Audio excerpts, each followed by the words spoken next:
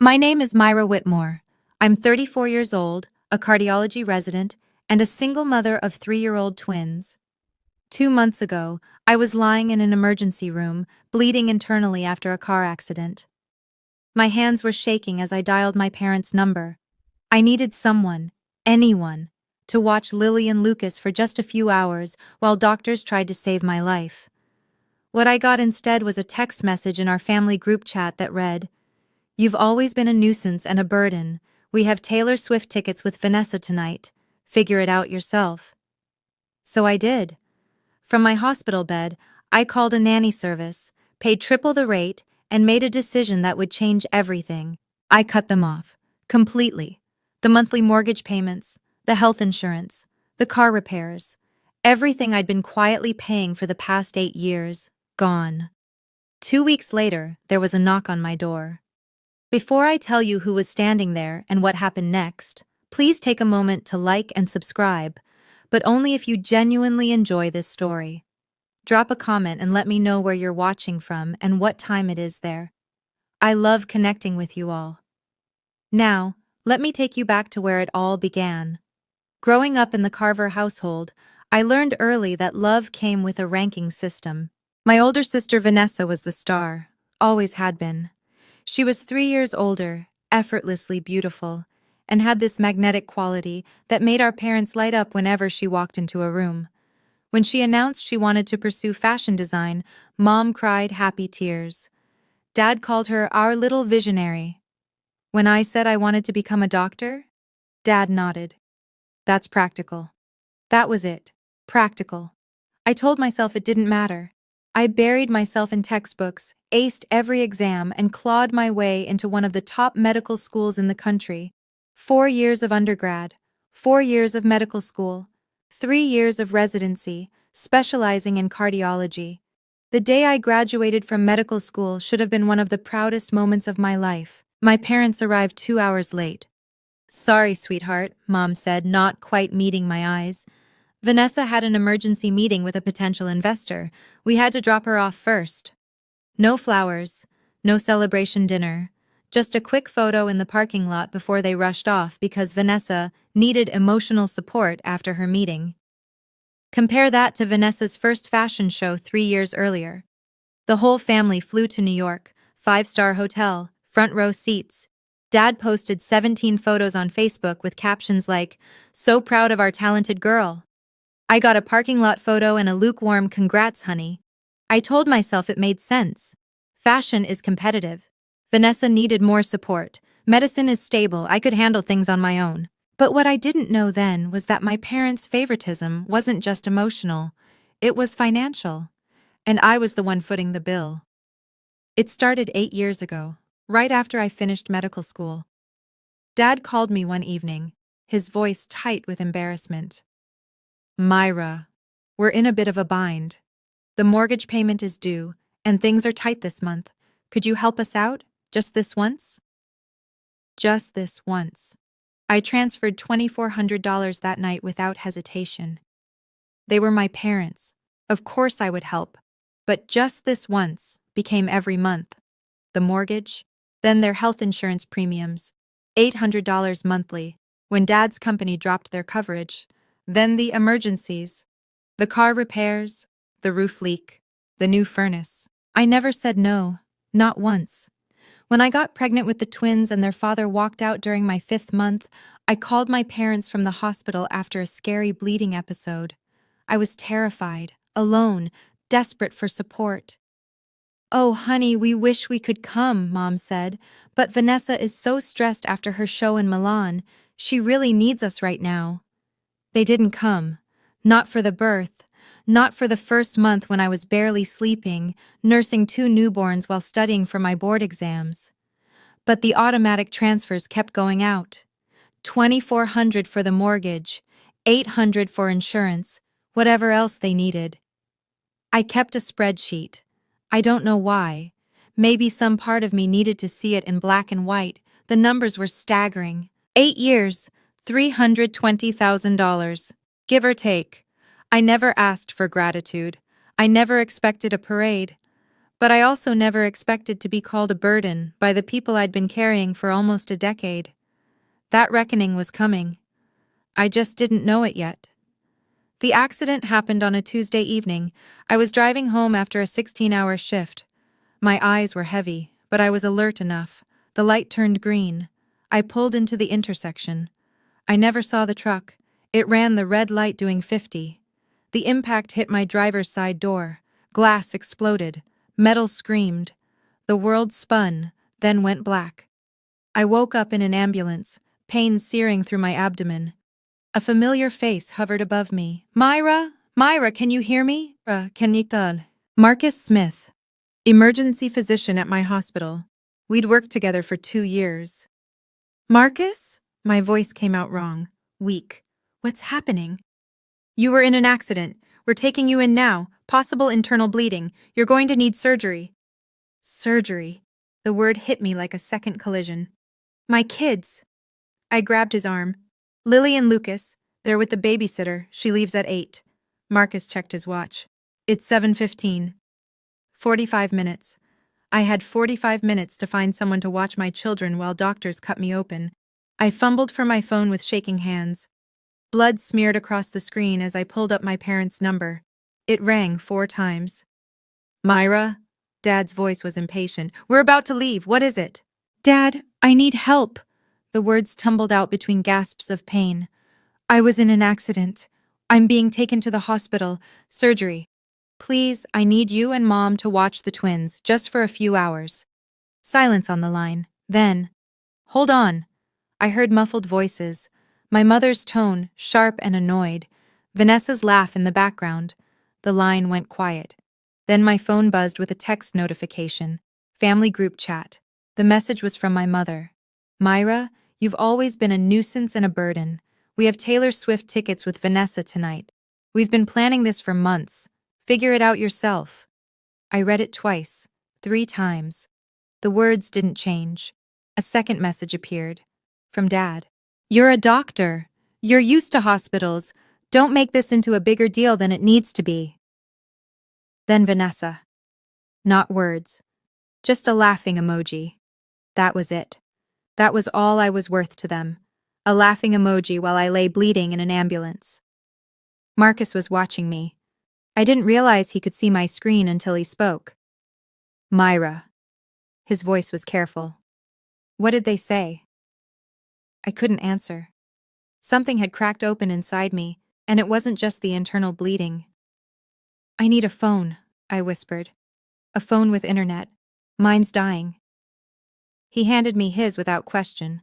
I Googled emergency nanny services, found one with 24-hour availability, called, explained the situation in clipped professional sentences. Yes, I would pay triple the rate. Yes, I would provide the babysitter's contact for handoff instructions. Yes, I authorized payment immediately. It was done in 4 minutes. Marcus was still watching me when I handed back his phone. He didn't say anything. He didn't have to.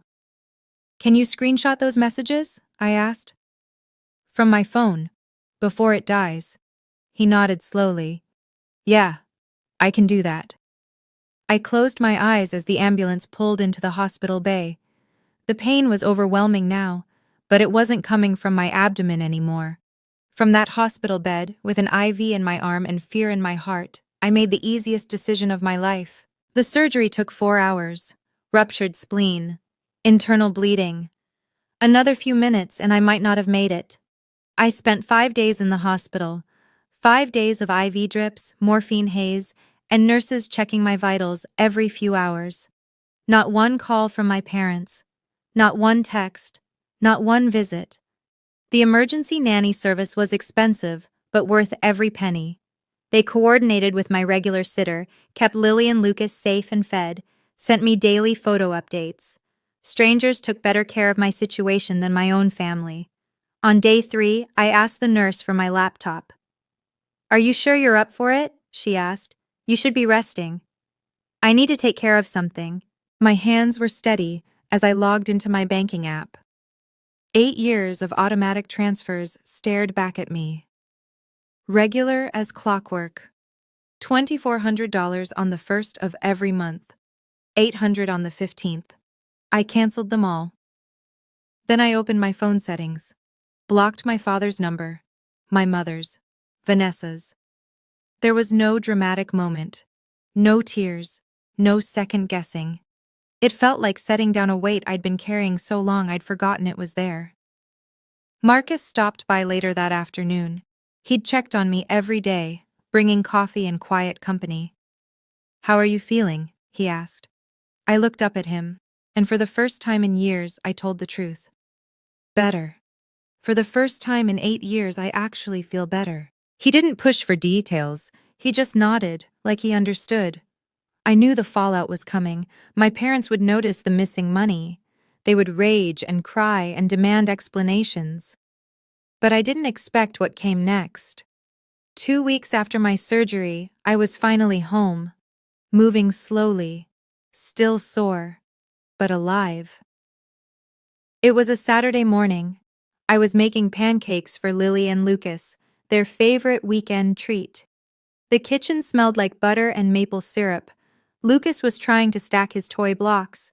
Lily was helping by knocking them down. Then came the knock. 3 sharp raps on my front door. I wiped my hands on a dish towel, my heart rate spiking. If it was my parents, I wasn't ready.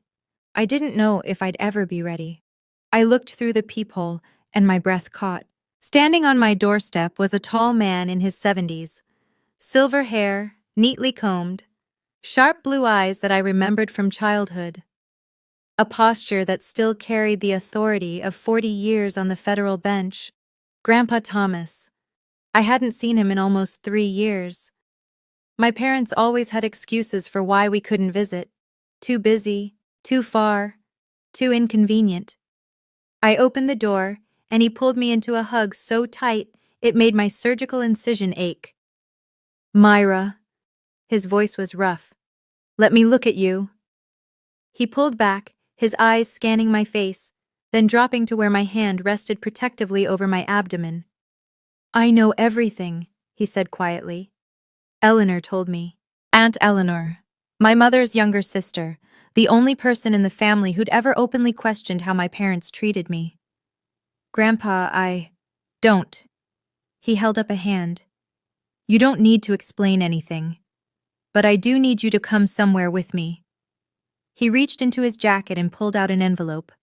Cream-colored, elegant, formal, an invitation. "My 70th birthday party, next Saturday.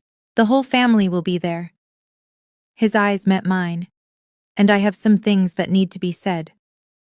Grandpa Thomas sat at my kitchen table, watching Lily and Lucas with a soft smile. They'd taken to him immediately, showing off their toys, demanding his attention. He gave it freely. "They look just like you did at that age," he said, same stubborn chin. I set down 2 cups of coffee and took the seat across from him. "Grandpa, how did you find out? About the accident?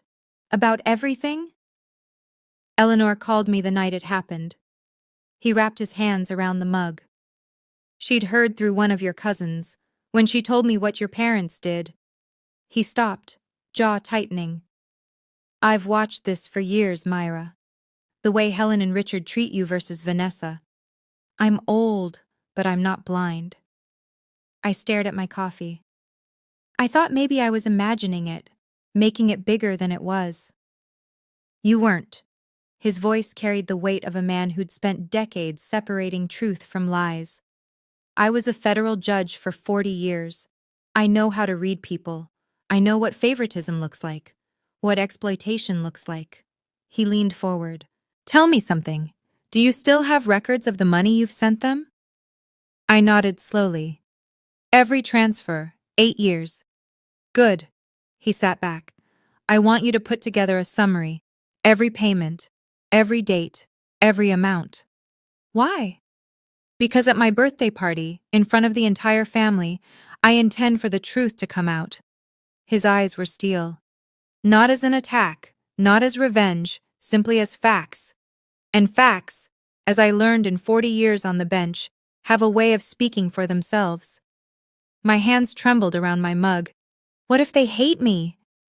The ones who matter won't. He reached across and squeezed my hand. And the ones who do never deserved you. The next 2 weeks were a blur of preparation. I printed every bank statement, every transfer confirmation, 8 years of financial records, organized chronologically, bound in a plain manila folder. Looking at it all together was staggering. Month after month, year after year, a river of money flowing one direction. Aunt Eleanor came over 3 days before the party. She was 55, sharp-tongued, and had always been the black sheep of the family for refusing to pretend everything was fine. She flipped through the folder, her expression darkening with each page. $360,000, she said flatly. Myra, do you understand what this is?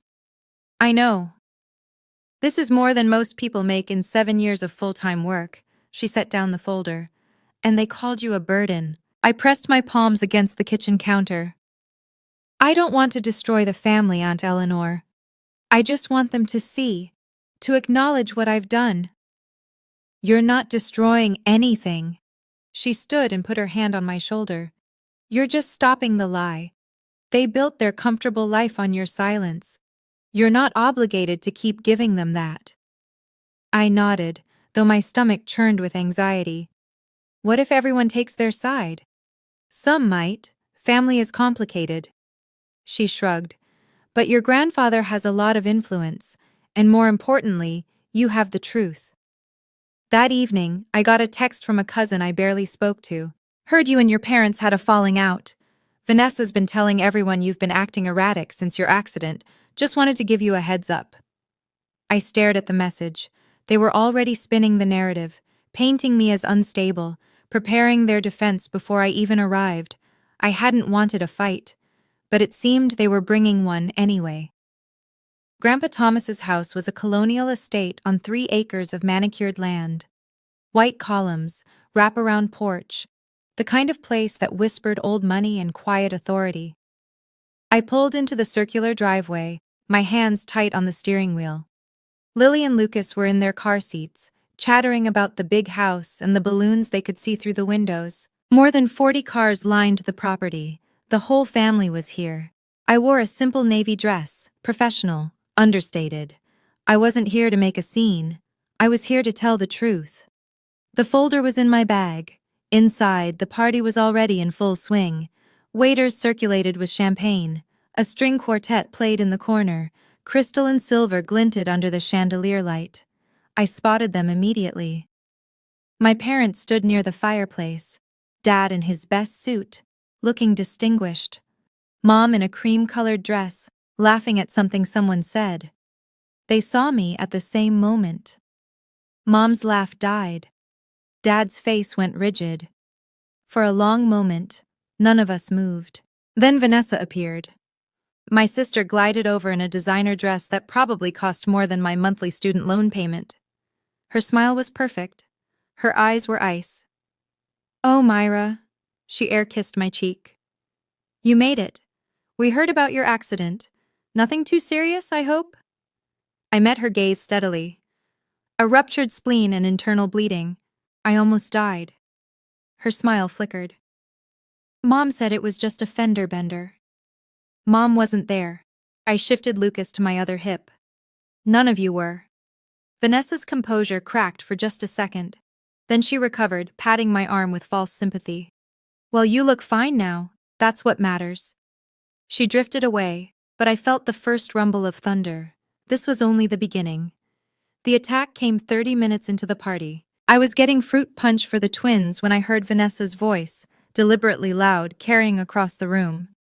I'm so worried about Myra, honestly. She was talking to a cluster of aunts and cousins near the dessert table. The accident really affected her. She's been saying the strangest things. Cut off all contact with Mom and Dad for no reason. I kept my back turned, but every word landed like a small knife. Mom joined in, dabbing her eyes with a handkerchief. We've tried everything. Calls, texts. She won't respond. I think she's having some kind of breakdown. Poor thing, someone murmured. She's always been the sensitive one, Vanessa added. Remember how dramatic she was as a teenager? I think the stress of being a single mom has just been too much. I felt eyes on me, pitying looks, whispered concerns. I said nothing, just handed Lucas his juice cup and smoothed Lily's hair. Aunt Eleanor appeared at my side, her voice low and furious. They've been laying groundwork all week, calling relatives, planting seeds. They know something's coming, and they're trying to discredit you first. I know. Are you okay? I looked across the room at my grandfather. He was watching the scene with an unreadable expression, a glass of whiskey in his hand. He gave me the smallest nod. I'm fine, I told Eleanor. Let them talk. The room quieted suddenly. Someone clinked a glass. Grandpa Thomas rose from his chair. At 70, he still commanded attention like the courtroom judge he'd been for 4 decades. Every eye in the room turned to him. Before we continue with the festivities, he said, his voice carrying effortlessly, I have a few things I'd like to say. The air changed. This was it. Okay, I need to pause here for a second. Before Grandpa reveals what he knows, I want to ask you something. Have you ever been in a situation where someone tried to rewrite the truth about you? Where they painted you as the crazy one just because you finally stood up for yourself? Drop a comment and share your story, or just type truth if you've been there. And if you're enjoying this, please hit that like button. Trust me, what happens next is worth staying for. Now back to the party. Before Grandpa could continue, my father stepped forward. Dad, wait! His voice was controlled, but I could see the tension in his jaw. Before you say anything, there's something the family should know. Grandpa raised an eyebrow. Richard? Dad turned to face the room, every inch the concerned parent. As many of you may have heard, my daughter Myra has been going through a difficult time. He gestured toward me with a sad smile. After her accident, she's been confused, distant. She's cut off contact with her mother and me completely. Mom stepped up beside him, still clutching that handkerchief. We've only ever wanted the best for her, she said, her voice trembling. But she's been spreading terrible lies about us, saying we abandoned her, that we don't love her. The room was silent. I felt 40 pairs of eyes boring into me. We've tried to be patient, Dad continued, but it's been heartbreaking. We gave that girl everything. Everything. Vanessa added her piece from across the room. She's even been claiming we refused to help her during her accident, which is absolutely not true. There must be some kind of misunderstanding. Someone near me let out a sympathetic murmur. The poor things. I stood frozen. Lily had buried her face in my neck, sensing the tension. Myra! An aunt I barely knew approached me. Honey, is everything okay? Your parents are so worried about you. I opened my mouth to respond, but no words came. Then Grandpa Thomas's voice cut through the room like a gavel. Are you finished, Richard? The question was quiet, mild even, but every person in that room heard the steel underneath. Dad's confident expression faltered. I just thought the family should know. The family should know the truth, Grandpa interrupted. And I intend to give it to them. Grandpa Thomas walked to the center of the room. His gait was measured, deliberate. The walk of a man who had presided over hundreds of cases and never once lost control of his courtroom. I've listened to your concerns, Richard, he said. Helen, Vanessa, you've painted a very clear picture of a troubled young woman who's turned against her loving family. He paused, letting the words hang. Now, I'd like to ask some questions. Dad shifted uncomfortably. Dad, I don't think this is the place. This is exactly the place. Grandpa's voice didn't rise, but it hardened. This is family, and families should know the truth about each other. He turned to my father. Richard, a simple question. Who has been paying the mortgage on your house for the past 8 years? The color drained from Dad's face. What? Your mortgage, $2,400 a month, for 8 years. Who's been paying it? We, Dad's eyes darted to Mom. We pay our own mortgage. Do you? Grandpa reached into his jacket pocket and pulled out a folder. My folder. Because I have here a complete record of bank transfers from Myra's account to your mortgage company every month for 96 consecutive months. A murmur rippled through the room. That's a misunderstanding, Mom stammered. Myra offered. We never asked. I'm not suggesting you held a gun to her head, Grandpa said calmly. I'm simply establishing facts. He opened the folder. Let me share some numbers with the family. I think they'll find them illuminating. Across the room, Vanessa had gone pale. Dad's hands were clenched at his sides. Mom looked like she might faint. And I stood there, holding my children, my heart pounding as the truth finally began to surface. 8 years, Grandpa Thomas read from the folder. Let's break it down. The room was utterly silent. Even the string quartet had stopped playing. Mortgage payments, $230,400. He looked up.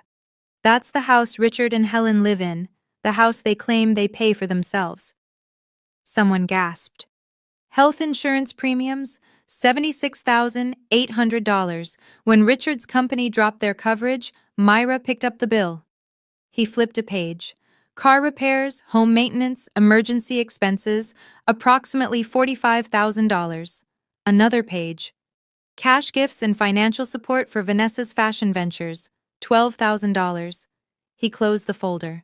Total, $364,200, give or take. The silence was deafening. Aunt Eleanor stepped forward. For context, everyone, that's more than most people make in 7 years of full-time work. Myra did this while completing her medical residency and raising infant twins, alone. She offered, Mom's voice cracked. We never forced her. No one said you forced her, Grandpa replied. But I am curious. In 8 years of receiving this support, how many times did you say thank you?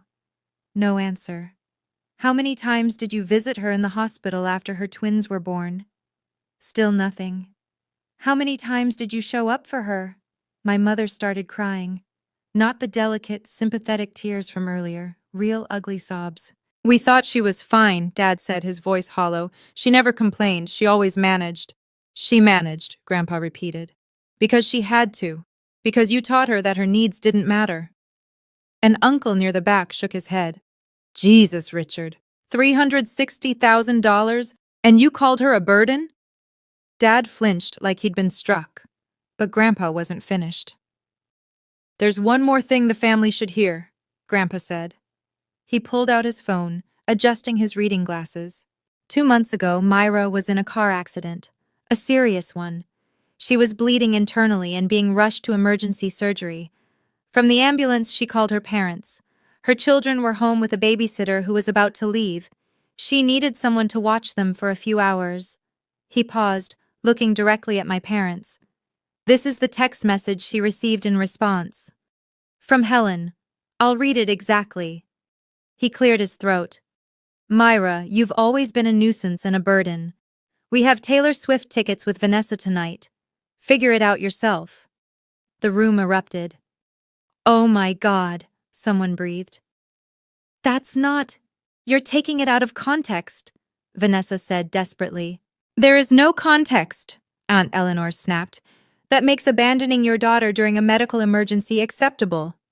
We didn't know it was serious, Dad shouted. Did you ask? Grandpa's voice cut through the chaos. Did you call her back? Did you come to the hospital? Silence. The answer, for those wondering, is no, no, and no. A woman I recognized as a distant cousin stepped away from my parents, her face twisted with disgust. Several others followed. My mother was sobbing uncontrollably now. I didn't mean it like that. I was frustrated. I didn't think— You didn't think your daughter might die, Grandpa finished, because you never thought about her at all. He turned to face the room. I'm not asking anyone to pass judgment. I'm simply presenting facts. What you do with them is your own choice. He looked at me, finally, his eyes soft. Myra, is there anything you'd like to say? I hadn't planned to speak. I'd come here expecting Grandpa to handle everything, to let the facts speak for themselves while I stood silently in vindication. But looking around the room, at my crying mother, my shell-shocked father, my sister's crumbling facade, I realized I had something to say after all. I handed Lucas to Aunt Eleanor and stepped forward. I didn't come here for revenge. My voice was steadier than I expected. I came here because Grandpa invited me, and because for 34 years, I've been living with a version of my family that wasn't real. A version where I was the strong one, the reliable one, the one who didn't need anything. I looked at my parents. I believed you. When you said Vanessa needed more support because her industry was harder, when you said I could handle things on my own, I believed you, and I tried to be what you needed me to be. A tear slid down my cheek, but I didn't wipe it away. But that night in the ambulance, bleeding and terrified, I finally understood. I wasn't strong to you. I was convenient. I wasn't reliable. I was exploitable. And no matter how much I gave, it would never be enough to make you see me the way you see her. Several family members had moved closer to me. An aunt touched my arm. A cousin nodded with tears in his eyes. My father started to speak. Myra, I'm not finished. He stopped. I don't hate you, I said quietly. But I can't keep pretending this is okay. I can't keep buying love that should have been free. An uncle across the room turned to my father. How could you, Richard? This whole time, you've been living off your daughter while treating her like nothing. The room was turning. I could feel it. So what now? Dad's voice was desperate. You've humiliated us in front of the whole family. Are you happy? I shook my head slowly. I'm not happy, Dad. None of this makes me happy. I took a breath. But I'm also not sorry. Because this isn't about humiliation. It's about honesty. For the first time in 8 years, our family knows the truth. Not your version, not Vanessa's spin, the truth. Vanessa tried once more. This is ridiculous. You're acting like we're monsters. We're your family. Families help each other. You're right. I turned to face her. Families do help each other. So where were you when I was pregnant and alone? Where were you when I was raising newborns while studying for boards? Where were you when I was bleeding out in an ambulance? She had no answer. I looked back at my parents. From now on, I won't be sending money. Not because I can't afford it, but because financial support should be a gift, not an obligation. And it should flow both ways in a family that actually cares about each other. My mother reached toward me. Myra, please. I'm also not cutting you off forever, I continued. But I need space, real space, not a few weeks of guilt-tripping followed by everything going back to normal. I need you to actually think about what you've done. And if someday you can acknowledge it, really acknowledge it, maybe we can rebuild something. I took Lucas back from Aunt Eleanor. But I won't hold my breath. A great aunt approached me, taking my hands in her weathered ones. I'm so sorry, sweetheart, I had no idea. All these years I thought you were the one who had it easy. I know, I said softly. Everyone did. That's how it was supposed to look. All right. I want to check in with you again. That moment when I finally said those words, when I chose myself for the first time, did it resonate with you? I know so many of us have been taught that family means sacrifice, no matter what. But here's the thing. Boundaries aren't betrayal. Saying no isn't selfish. Type boundaries in the comments if you agree. And if you know someone who needs to hear this story, share it with them. Now, let's see what happened in the aftermath. My parents left the party early. No one stopped them. No one said goodbye. Dad helped Mom to the car while she sobbed into his shoulder. Vanessa followed with her head down, refusing to make eye contact with anyone. The silence they left behind was heavy, but not uncomfortable, more like the quiet after a storm passes. In the days that followed, the fallout was swift. My phone buzzed constantly with messages from relatives. Cousins I'd barely spoken to in years reached out to apologize. Aunts and uncles who'd always believed my parents' narrative of the perfect family were reevaluating everything. I always thought you were the difficult one, Cousin Rachel texted me. Vanessa made it sound like you pulled away for no reason. I'm so sorry I believed her. The family group chat, the one where I'd received that devastating message, went silent. Then it was deleted entirely. More significantly, my parents found themselves quietly excluded from family gatherings. When my cousin Michael had his 40th birthday 3 weeks later, they weren't invited. When Aunt Eleanor hosted Easter brunch, their names weren't on the list. No one made a formal announcement. No one declared sides. They simply stopped being welcome. My mother called me from a new number 2 weeks after the party. I let it go to voicemail. Myra, please, we need to talk. This has all been blown out of proportion. Your father is devastated. I'm devastated. Can't we just move past this? I listened to it once, then I deleted it. Forgiveness wasn't a reset button. I knew that now. It was a release, for me, not for them. And I wasn't ready to release anything yet. But the financial consequences? Those were just beginning. 3 months after the party, I got a call from Aunt Eleanor. They're selling the house. I set down my coffee cup. What? Your parents. They put the house on the market last week. Word is they couldn't keep up with the mortgage payments. I should have felt something. Satisfaction. Vindication. Maybe even guilt. Instead, I just felt tired. Where will they go? Your Uncle Frank is letting them stay in his guest house temporarily. Eleanor paused. He made it very clear it's conditional. They need to get jobs, real jobs, not just waiting for someone else to bail them out. Jobs. My parents hadn't worked full-time in years. Dad took early retirement at 55.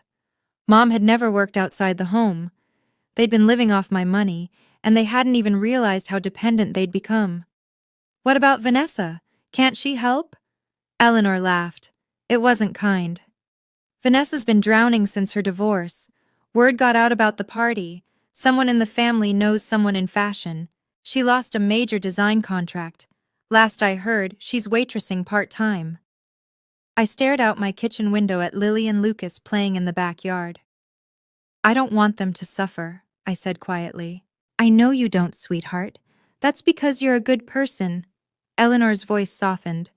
But they didn't suffer for 8 years because you were supporting them. They didn't grow. They didn't learn. You stopping wasn't cruel. It was necessary. She was right. I knew she was right. That evening, I sat down with my new budget. The $3,200 I used to send my parents every month now went into a college fund for the twins. They'd never worry about student loans.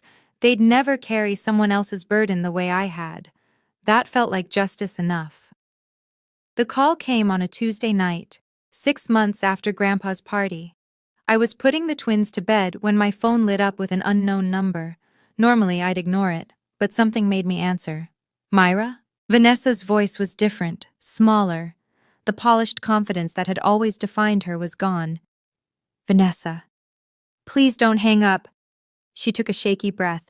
I know I don't deserve your time, but I need to say something. I sat down on the edge of my bed. I'm listening. I'm sorry. The words came out cracked. I'm so sorry. For everything. For the way I treated you. For the things I said. For laughing at that text message when you were... Her voice broke. When you were dying, I laughed. What kind of person does that? I waited. I didn't know, she continued. About the money, not all of it. I knew Mom and Dad were struggling, but I thought they were managing. I didn't realize it was you. For 8 years, Myra. How did I not know? Did you ever ask? Silence. No, she whispered. I didn't, because I didn't want to know. I liked being the favorite. I liked that everything came easy for me. She laughed bitterly. Nothing's easy anymore. I heard about the contract. Yeah. Turns out your reputation matters in this industry. Funny how that works. We sat in silence for a moment. I'm not asking for money, she finally said, or forgiveness. I just wanted you to know that I see it now. What I was, what Mom and Dad did. I see all of it. I took a deep breath. Then start from there. Stand on your own feet. Be better. Yeah. Her voice was thick with tears. I'm trying. Good. I hung up. And for the first time I felt something like hope. 6 months after that call, 1 year after the accident that changed everything, I stood in my new apartment watching the sun set through the windows. It wasn't big. 2 bedrooms, 1 bathroom, a small kitchen. But it was 5 minutes from the hospital in a good school district. And most importantly, it was mine. No mortgage payments to parents who didn't appreciate them. No insurance premiums for people who called me a burden. Just rent, utilities, and a college fund growing steadily every month. Lily and Lucas were at Grandpa Thomas's house for the afternoon. He'd become a fixture in our lives over the past year. Every Sunday, he'd pick them up for adventures. The zoo, the park, ice cream that I pretended not to know about. They're good kids, he told me once. You're raising them right. From him, that meant everything. Aunt Eleanor had become more than family. She was a friend. We had dinner together twice a month. She'd helped me navigate the emotional aftermath of the party, of setting boundaries, of learning to prioritize myself. You know what I admire about you? She said recently. You didn't become bitter. A lot of people would have. You had every right to. What would be the point? I'd replied. Bitterness is just drinking poison and expecting someone else to get sick. As for my parents, we hadn't spoken directly. But I knew from family whispers that they were still at Uncle Frank's. Dad had gotten a part-time job at a hardware store. Mom was doing bookkeeping for a local church. They weren't thriving, but they were surviving. Some days I wondered if they thought about me, if they missed me, if they regretted anything. But those weren't my questions to answer. I'd spent 34 years carrying their weight. It was finally time to put it down. If you've made it this far, I want to leave you with something. Not advice. I'm not qualified to tell anyone how to live their life, but maybe a reflection. A lesson I learned the hard way. For 34 years, I believed that love was something you could earn. That if I just gave enough, sacrificed enough, asked for nothing in return, eventually the people who were supposed to love me would see my value. I was wrong. Love isn't a transaction. It's not a reward for being useful. And no amount of money, time, or energy can buy something that should have been freely given from the start. The family I have now, Grandpa Thomas, Aunt Eleanor, friends like Marcus who showed up when my own parents wouldn't. They didn't love me because of what I could provide. They loved me because of who I am. That's the difference. And it took almost dying on an operating table to understand it. I don't know what happens next with my parents. Maybe someday they'll truly change. Maybe they'll reach out with genuine remorse, ready to rebuild something real. If that happens, I'll consider it. But I won't wait for it. I won't shape my life around the hope of something that may never come. My life is mine now. My energy, my resources, my love. And if the people who raised you call your self-respect betrayal, then maybe they never deserved your loyalty in the first place. To anyone out there carrying a weight that was never yours to bear, it's okay to put it down. It's okay to choose yourself. You're not selfish. You're not ungrateful. You're not a burden. You're finally free. Thank you so much for staying with me through this story. If it resonated with you, please hit that like button and subscribe. It means the world to me. I want to hear from you. Have you ever had to draw a boundary with family? How did it change your life? Drop your thoughts in the comments. And if you want more stories like this, stories about standing up for yourself and finding your voice, check out the video in the description. I think you'll love it. Until next time, take care of yourself. You deserve it.